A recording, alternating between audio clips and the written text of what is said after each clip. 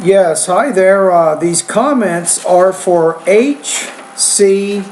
I'm just using the initials of your name here for privacy purposes. I just read your English 106 paper. I am Michael. I am your English 106 instructor. I'm also the founder, materials writer, and the owner of the 7-step system to pass the TOEFL IBT. So let's get started. So I'm in paragraph 1 of your project. You're talking about the rhetorical nature of book reviews. So I think your paragraph is looking pretty good.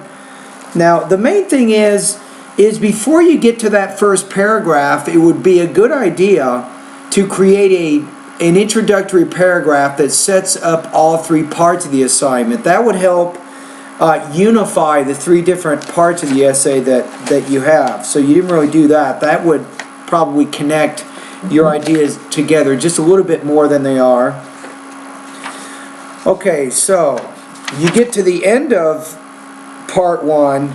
You say, I'm writing a critical evaluation of the book Guns, Germs, and Steel in order to create a review that covers the main purpose, arguments, and the content of the book. Okay, so you have your first paragraph of the book review. You have a lot of information there. In the middle, you say, Diamond makes his arguments with his powerful explanations that most people today may or may not believe. He even-handedly reviews human history on every continent.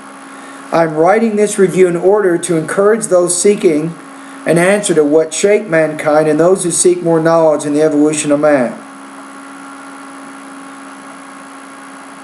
Okay, it looks like you have a pretty strong introduction there, along with a sharply focused thesis. So your third paragraph, your topic sentence says, Jaron Diamond, author of Guns, Germs, and Steel, gives remarkable evidence on what shaped the human society.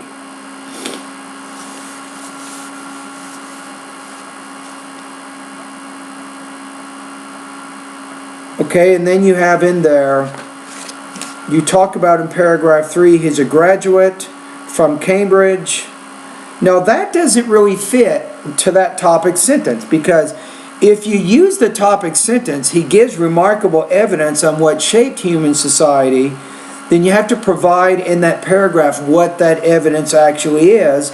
But a lot of your paragraph is discussing some of the writer's qualifications and credentials, which to me means you should probably recast that topic sentence so that it better matches the information that you provided in that paragraph.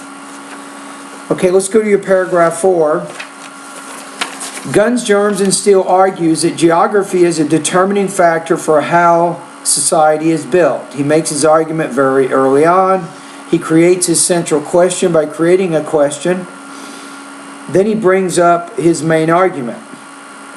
The purpose of Diamond's argument gives us an extraordinary explanation that answers the different questions. There, his argument is very relevant to today's society. I would not do the relevancy thing in that paragraph, because let's go back to your topic sentence. You chose this topic sentence. You say, he argues that geography is a determining factor for how society is built. Focus around more on that and why it's effective or convincing, not just what it is, but why it's affecting and convincing to the audience. Then maybe in another paragraph, you can talk about why you think it's relevant to our society today. Then you can spend more time, I think, supporting that point, as opposed to just bringing it up at the end of paragraph 4 without giving any evidence to support it. You have to be careful. You're using a lot of words, extraordinary, remarkable, and things, but you're not, I don't think, really giving enough evidence to help demonstrate why you're giving the book so much praise. So be careful about those words. You have paragraph 5. He provides an extraordinary amount of information to help support his argument.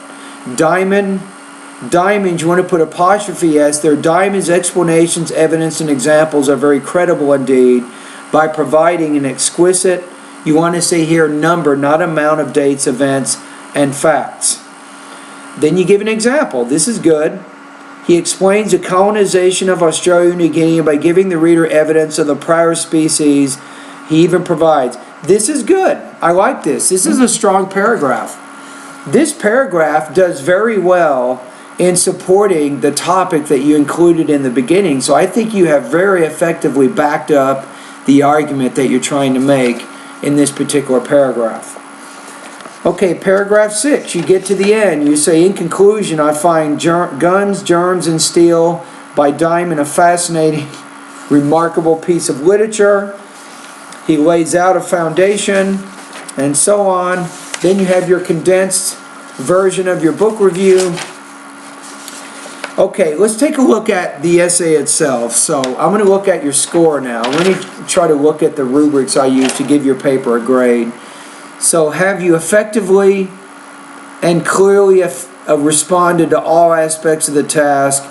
Yes. Explore the issue thoughtfully and in depth. I think you have. Is coherently and logically organized with ideas supported by apt reasons and well-chosen examples. You could probably improve a little bit in that area. I'm going to throw you into the B range in that one. Is generally free from errors in mechanics, usage, and sentence structure. You have some punctuation issues and a few other problems in there. So I think you have a fairly strong paper.